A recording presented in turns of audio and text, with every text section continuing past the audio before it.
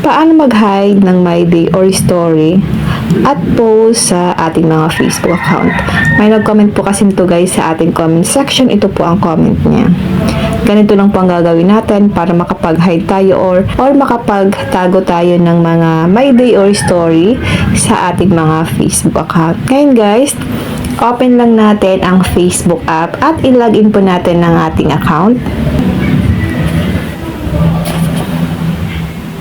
Pindutin ang My Day or Story.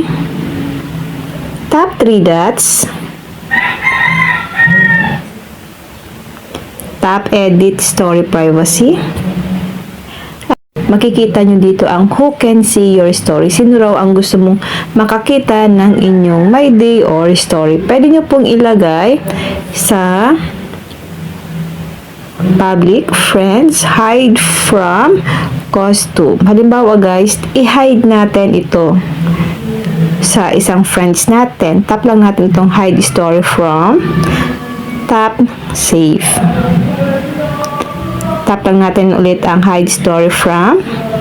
At dito guys, lalabas dito yung mga friends natin sa ating Facebook. Pili lang kayo dito ng isa na gusto mo pong i-hide ang My Day or Story mo sa iyong Facebook. Yung hindi niya po makikita yung mga pinupost mong My Day or Story sa inyong Facebook. Halimbawa guys, ito. Itap lang natin ito. So magkakaroon siya guys ng check. Kapag meron po siyang check, kapag nagpo-post ka po ng My Day or Story sa inyong Facebook, hindi niya po makikita yon. Okay? Back lang natin.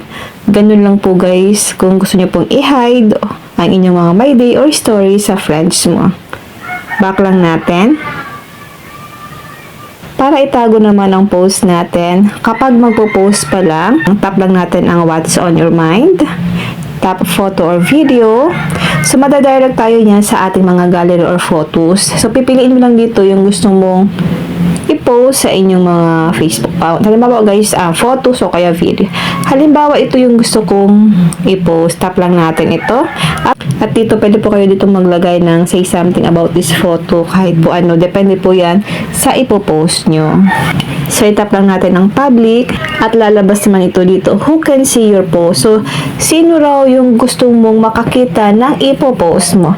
So, pwede po kayong mamili ng public friends, friends except specific friends only me. Ang only me guys, ibig sabihin, ikaw lang po ang makakakita. Halimbawa guys, gusto mo siyang i-hide or itago sa friends mo. Tap lang natin ang friends except.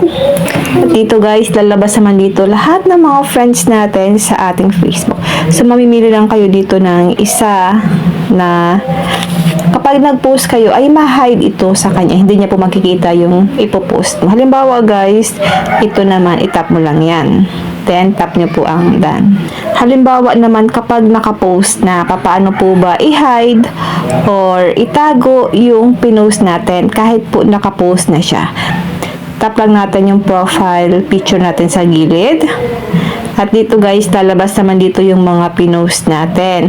Halimbawa guys, ito, gusto ko siyang i-hide sa friends ko. Itap mo lang ang 3 dots. Tap Edit Privacy. At dito, lalabas naman dito kung kanino mo siya i-hide. Okay?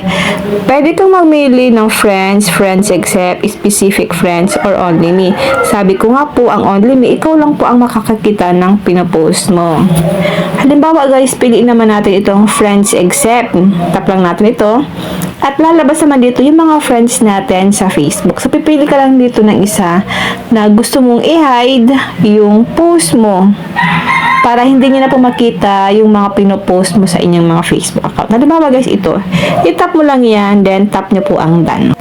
Ganun lang po kadali kung paano po mag-hide ng My Day or Story at mag-hide lang po sa Facebook. Yun lang guys, sana po may natutunan ka sa aking video.